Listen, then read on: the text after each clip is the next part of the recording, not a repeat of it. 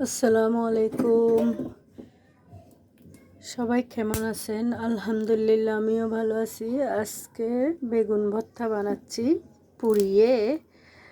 বিশেষ করে পোড়া বেগুনের ভর্তাটাই বেশি মজা।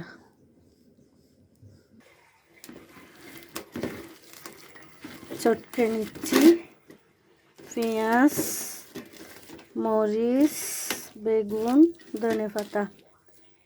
এই শীতে গরম গরম, এই শীতের দুপুরে গরম গরম ভাতের সাথে বেগুন ভর্তা অনেক মজা,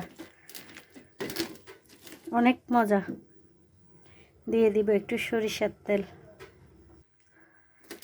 সরিষার তেল দিয়ে দিলাম। অনেক মজা বেগুন ভর্তা শীতের দুপুরে গরম গরম ভাতের সাথে। বেগুন ভর্তা রেডি হয়ে গেল। সবাই ভালো থাকবেন, দোয়া করবেন। আসসালামু আলাইকুম।